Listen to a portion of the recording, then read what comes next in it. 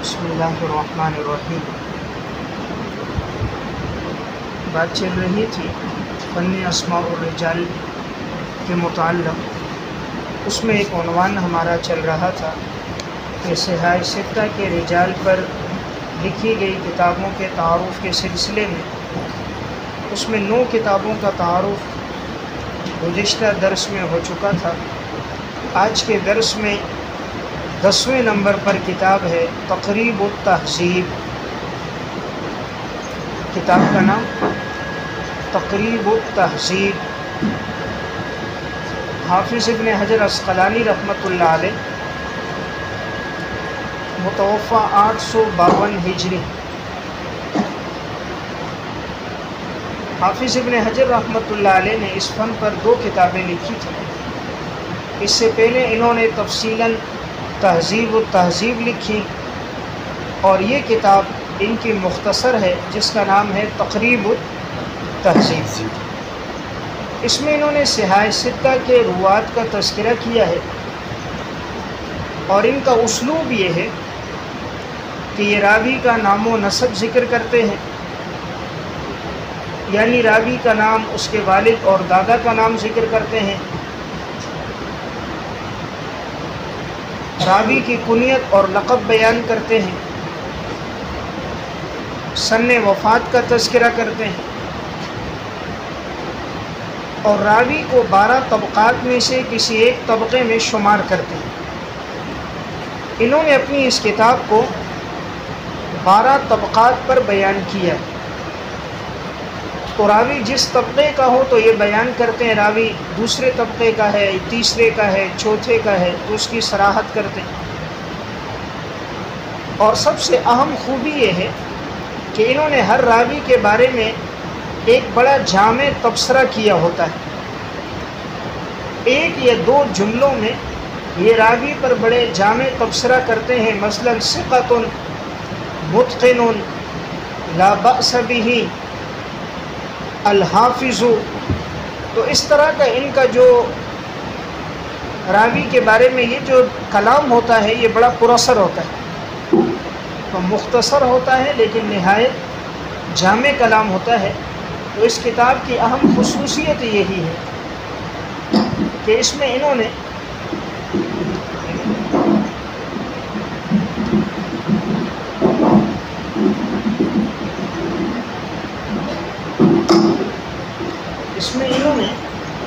ہر راوی کے بارے میں یہ جو آخر میں ایک کلام کیا ہوتا ہے یہ بڑا جامع کلام ہوتا ہے، جس میں یہ بتاتے ہیں کہ راوی ثقہ ہے یا راوی ضعیف ہے۔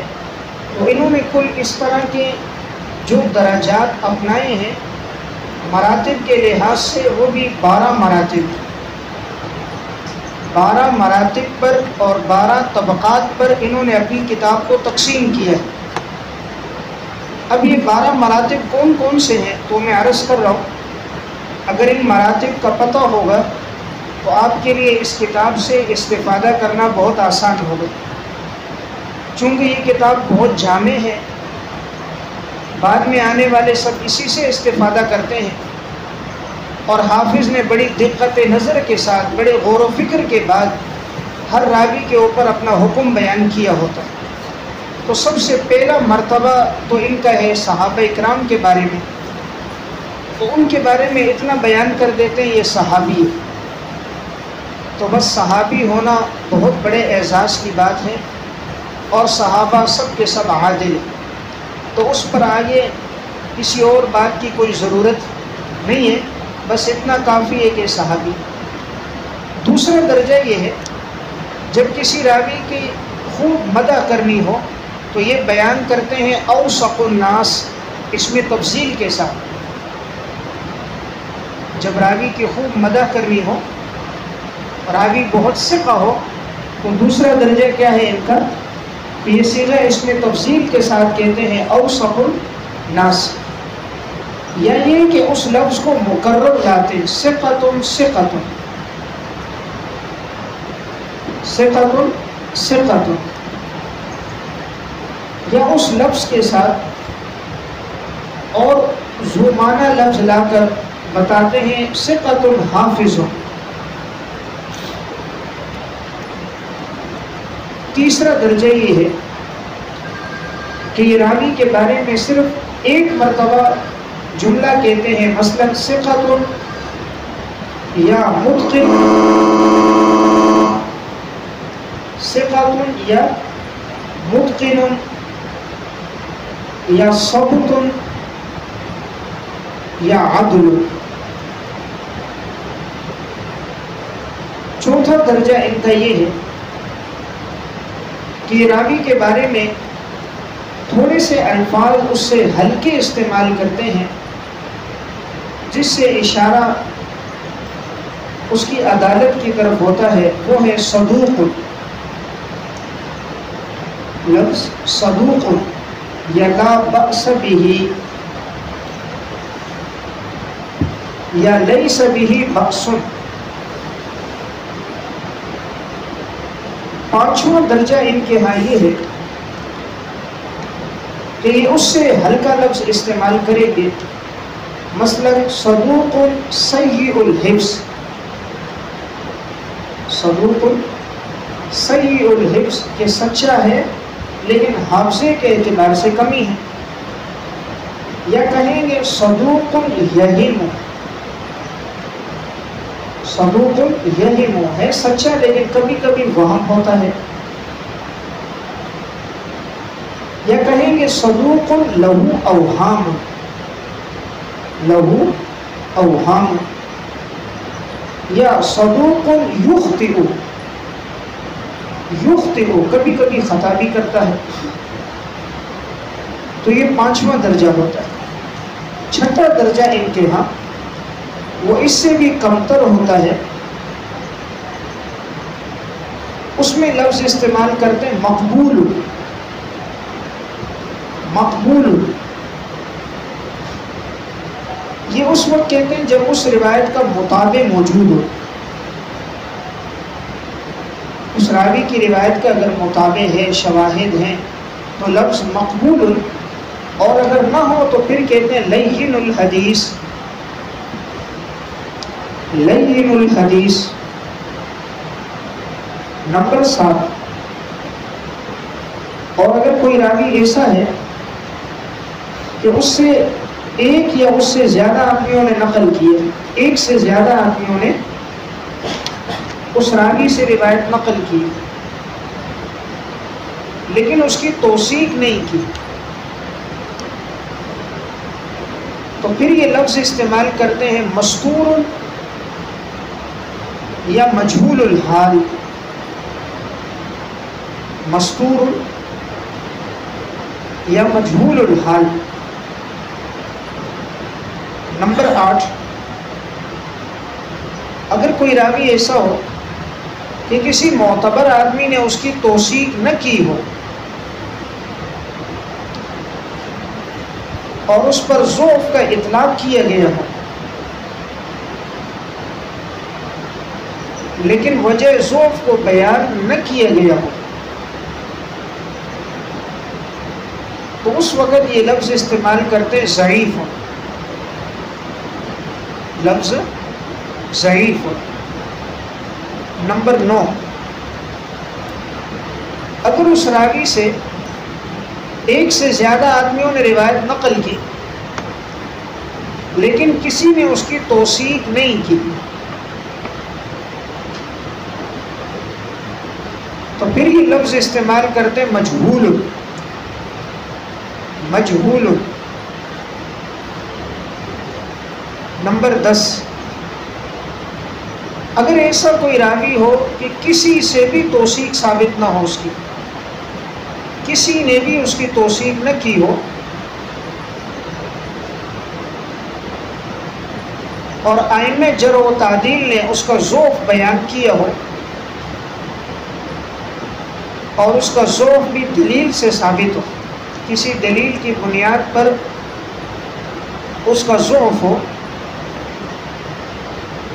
تو پھر یہ عموماً الفاظ استعمال کرتے متروک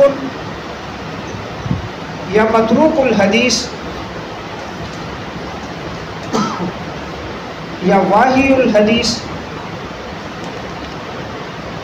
یا ساقط۔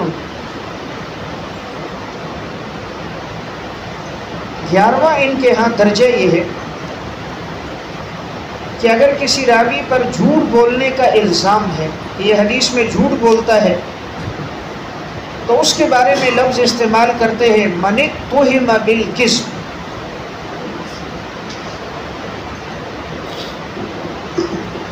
من اتهم بالکذب، کہ یہ وہ راوی ہے جس پر جھوٹ بولنے کا الزام لگایا گیا ہے۔ آخری درجہ نمبر 12، اگر کسی راوی کے بارے میں یہ الزام ہے کہ یہ حدیثیں گڑھتا ہے، روایتیں خود سے بنا دیتا ہے، حدیث میں جھوٹ بولتا ہے، تو اس کے لیے لفظ استعمال ہوتا ہے عموماً کذاب وضاع، تو اس پر یہ لفظ کذب اور اس کے لیے لفظ وضع استعمال کرتے ہیں۔ تو گویا یہ حافظ ابن حجر کے ہاں کل مراتب کتنے؟ 12۔ تو یہ مراتب سمجھ آئیں گے تو پھر اس کو یہ بات سمجھ آئے گی کہ حافظ نے یہ جملہ جو کہا یہ کس مرتبے کے لحاظ سے کہا۔ تو چونکہ یہ حافظ کی کتاب بڑی جامع ہے اور بعد والے اسی سے استفادہ کرتے ہیں، اس لیے مراتب کا پتہ ہونا چاہیے۔ اسی طرح انہوں نے جو بھی ترجمہ لکھا ہے، ہر ترجمہ ان کا عموماً 2.5 سے 3 سطروں میں ہے، اور میں نے عرض کیا تھا راوی کا نام و نسب، کنیت، لقب کے بعد یہ طبقہ بیان کرتے ہیں کہ راوی کس طبقے کا ہے۔ تو انہوں نے کل طبقات بھی لکھے ہیں 12۔ دیکھیں یہ تو تھے مراتب 12، اب ہیں کل طبقات 12۔ تو وہ 12 طبقات کون کون سے؟ نمبر 1،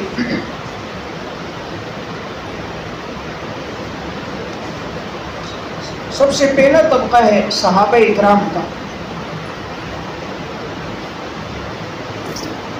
نمبر 2 کبار تابعین کا۔ اگر یہ کہیں نا یہ دوسرے طبقے کا راوی ہے تو مطلب کیا ہوگا؟ کبار تابعین میں سے۔ تیسرا طبقہ تابعین کا متوسط درجہ،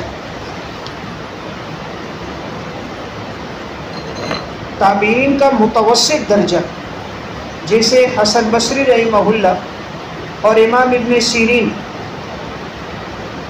چوتھا طبقہ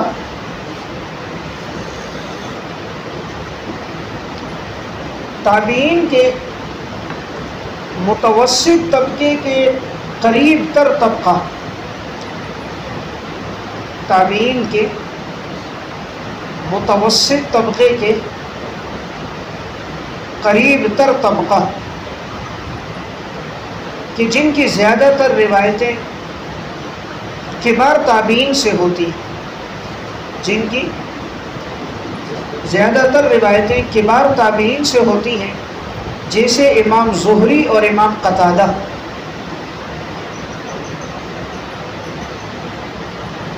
پانچواں طبقہ تابعین کا طبقہ صغریٰ، تابعین کا طبقہ صغریٰ، یعنی جنہوں نے 1-2 صحابہ کو دیکھا ہو لیکن صحابہ سے ان کا سماع ثابت نہ ہو۔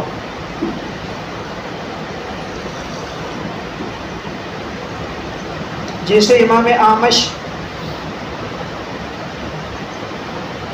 چھٹا طبقہ تابعین کا وہ طبقہ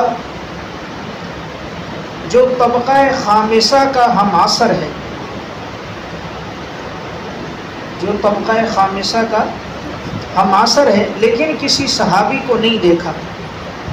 خامسہ والے نے تو صحابی کو دیکھا ہے لیکن اس نے کسی صحابی کو نہیں دیکھا، جیسے امام ابن جریج۔ ساتواں طبقہ کبار اتباع تابعین، کبار اتباع تابعین یعنی تبع تابعین میں بڑے لوگ، جیسے امام مالک اور سفیان ثوری رحمۃ اللہ علیہ۔ آٹھواں طبقہ اتباع تابعین کا اتباع تابعین کا طبقہ وسطی،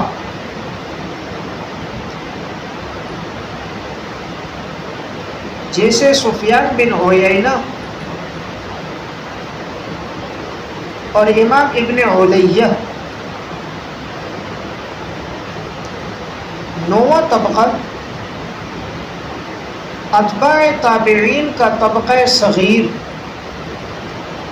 یعنی تبع تابعین کا طبقہ صغیر، جیسے یزید بن ہارون،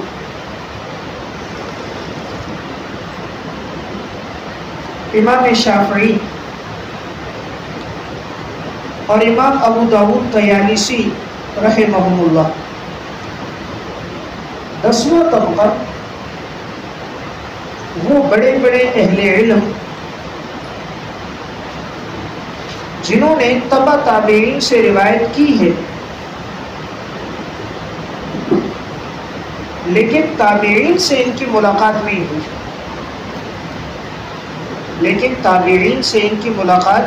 نہیں ہوئی، جیسے امام احمد بن حنبل۔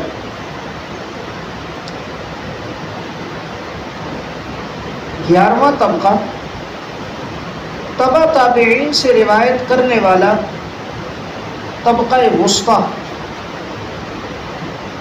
تبع تابعین سے روایت کرنے والا طبقہ وسطی، جیسے امام بخاری اور امام زہلی رحمہم اللہ۔ 12واں طبقہ تبع تابعین سے روایت کرنے والا طبقہ صغری،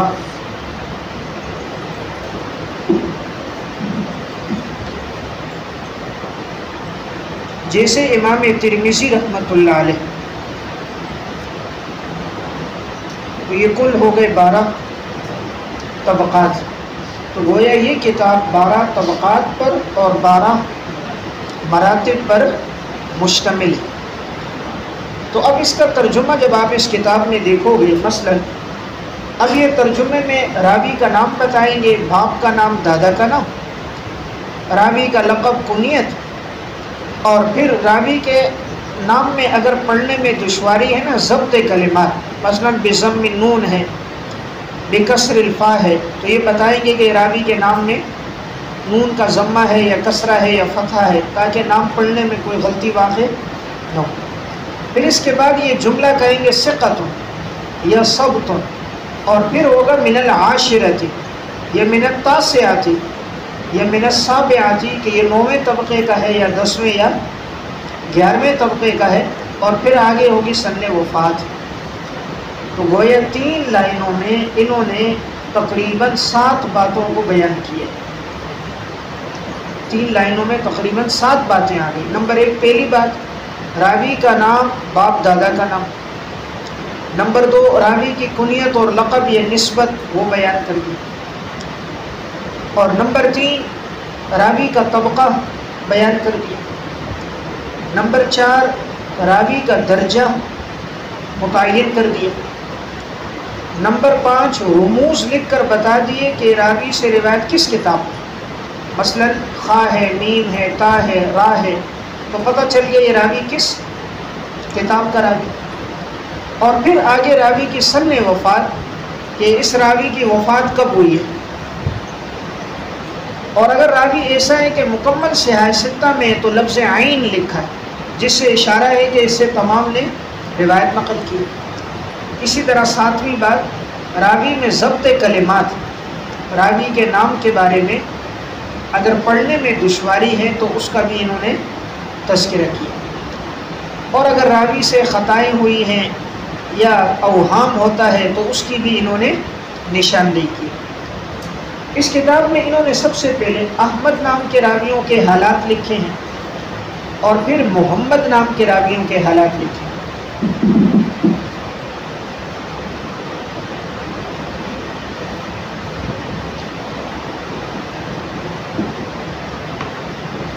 آپ صلی اللہ علیہ وسلم کے نام کے شرف کی وجہ سے، تو چونکہ حضور کا نام احمد اور محمد ہے تو پہلے یہ نام ذکر کیے، بعد میں دیگر نام ذکر کیے۔ اس کتاب میں کل تراجم کی تعداد 8826 سے 8826 سے۔ اس کتاب کی اہم خصوصیت ایک یہ بھی ہے کہ وہ راوی جو القابات کے ساتھ مشہور ہیں، انہوں نے ان کے تذکرے کو بھی الگ کیا ہے۔ مثلا احول ہے، اعمش ہے، اعرج ہے، احدب ہے۔ اب یہ وہ راوی ہیں جو القابات کے ساتھ مشہور ہیں، تو ان کی بھی انہوں نے وضاحت کی ہے الگ سے۔ اسی طرح جو کنیتوں کے ساتھ مشہور ہیں، جیسے ابو تراب ہے، ابو الرجال ہے، ابو الاحوص ہے۔ اس طرح وہ راوی جو انساب کے ساتھ مشہور ہے، جیسے مقبوری ہے، امام زہری ہیں۔ اسی طرح وہ راوی کہ جو ابن ام فلان کے ساتھ مشہور ہے، ابن ام فلان، جیسے اب عبداللہ بن ام مکتوم، تو ان کا نام کیا ہے اس کی انہوں نے وضاحت کی ہے۔ اس طرح وہ راوی کہ جو باپ یا ماں یا دادا کے نام سے مشہور ہے، مثلا ابن اسحاق، ابن ابی اوفا، تو انہوں نے اس کی وضاحت کی کہ اس سے کیا مراد ہے۔ یا اس طرح بعض راوی بھائی کی طرف نسبت کرتے ہوئے مشہور ہے، ابن اخی، ابن اختی ہی، بہن کی طرف۔ تو اب یہ راوی کون ہے اس کی بھی انہوں نے نشاندہی کی۔ اسی طرح وہ راوی جو مبہم ہے، کسی راوی سے روایت نقل کرنے میں جو مبہم راوی ہیں ان کی بھی نشاندہی ہے۔ مثلا اب ابو اسحاق حمدانی عن رجل عن سعد بن عبادہ، تو اب یہاں عن رجل جو مجہول ہے یہ کون ہے، اس کی وضاحت کی ہے۔ اس کتاب کی ایک خصوصیت یہ ہے، اس میں یہ اگر کوئی راوی ہم نام ہو تو لفظ تمیز لکھ کر وضاحت کرتے۔ مثلا ایک راوی صحیح ستہ کا ہے، اس کا نام محمد بن اسحاق بن عبد المطلب ہے۔ اب یہی راوی اس نام کا کوئی اور بھی ہو تو یہ لفظ تمیز بتائیں گے کہ اس میں اور اس میں یہ فرق ہے، کہ یہ نام باپ دادا کا نام تو ایک ہے لیکن ان کی کنیتوں میں فرق ہے، القابات میں فرق ہے۔ تو اس اعتبار سے یہ وضاحت کر کے الگ الگ سے اس کو بیان کریں گے۔ تو بہرحال یہ بھی ان کی ایک اہم کیا ہے خصوصیت ہے، جو دیگر کتابوں میں ہمیں نہیں ملتی۔ اس کتاب کا سب سے اچھا نسخہ وہ ہے جو اس وقت عالم عرب کے مشہور محقق شیخ محمد عوامہ کی تعلیق اور تحقیق کے ساتھ دار الرشد سے طبع ہوا ہے۔ دار الرشد، اس میں بہت تحقیق بھی کی گئی ہے، ضبط اسماء اور کلمات کا بھی اہتمام کیا گیا ہے۔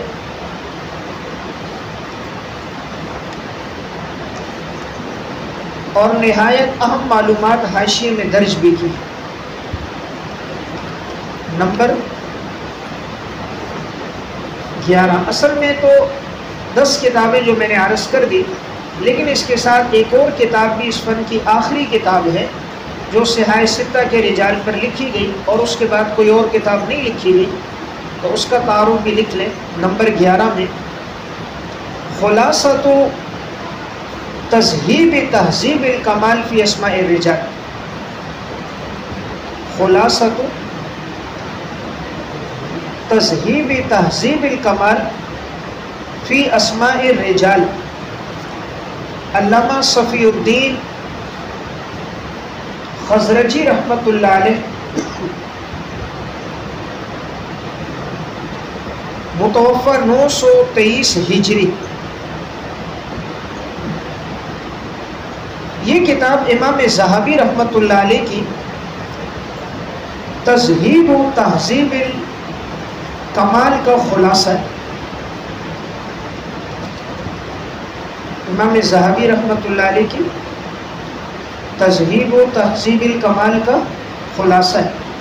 بعض ساتھی جو اس کو حافظ کی تہذیب و تہذیب کا خلاصہ سمجھتے ہیں، یہ بات ٹھیک نہیں ہے.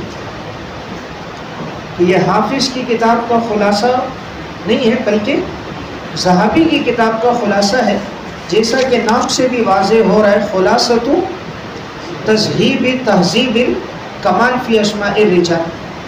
ان کا اسلوب یہ ہے کہ راوی کے نام سے پہلے رموز لکھتے ہیں، جس سے اشارہ ہو جاتا ہے کہ اس راوی کی روایت فلاں فلاں کتاب میں موجود ہے. نمبر 2، انہوں نے اپنی اس کتاب کو 2 قسموں پر تقسیم کیا. پہلی قسم میں انہوں نے رجال کے تراجم لکھے اور دوسری قسم میں نساء کے تراجم لکھے. ان کا اسلوب یہ ہے، راوی کا نام و نسب ذکر کریں گے، کنیت اور لقب کا تذکرہ، ان کے مشہور اساتذہ اور تلامذہ کا تذکرہ، اور ائمہ جرح و تعدیل کی آراء، اور راوی کے بارے میں حکم بیان کرتے ہیں. راوی ثقہ ہے یا ضعیف ہے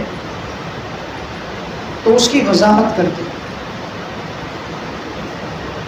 اس کتاب کی اہم خصوصیت یہ ہے کہ اس میں صحابہ اکرام کے تذکرے میں یہ بتاتے ہیں کہ صحاح ستہ میں اس صحابی کی کتنی حدیثیں، مثلا حضرت ابو ہریرہ ہے، اب صحاح ستہ میں ان سے کتنی حدیثیں آئی ہیں تو یہ آگے تعداد بیان کرتے ہیں.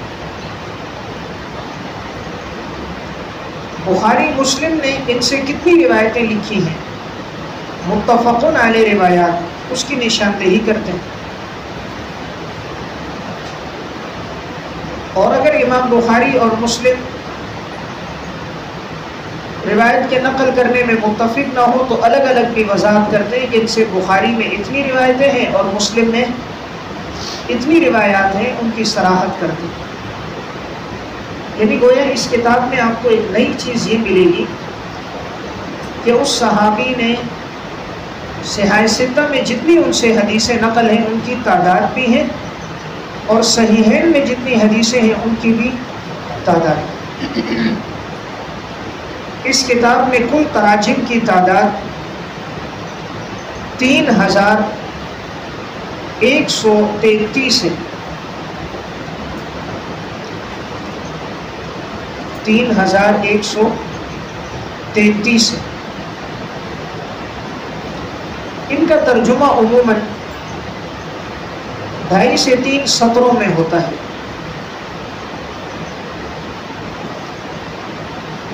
مصنف نے خود بھی اپنی کتاب کا تعارف مقدمۃ المصنف میں کیا ہے،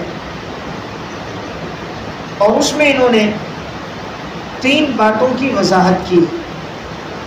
نمبر 1 کہ میری یہ کتاب امام ذہبی کی کتاب کا خلاصہ ہے. نمبر 2 میں نے اس میں چند مفید معلومات کا، ضبط کلمات کا اور سنین وفات کا اضافہ کیا ہے. اور نمبر 3 ائمہ جرح و تعدیل کے میں نے نقول اس میں ذکر کیے، یعنی ان کے اقوال.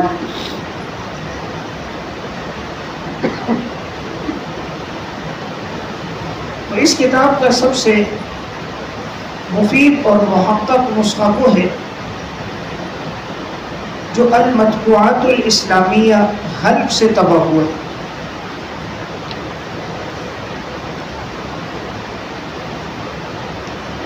تو بہرحال یہ کل 11 کتابیں میں نے عرض کر دی جو صرف لکھی گئی ہیں صحاح ستہ کے روات کے تراجم کے سلسلے میں.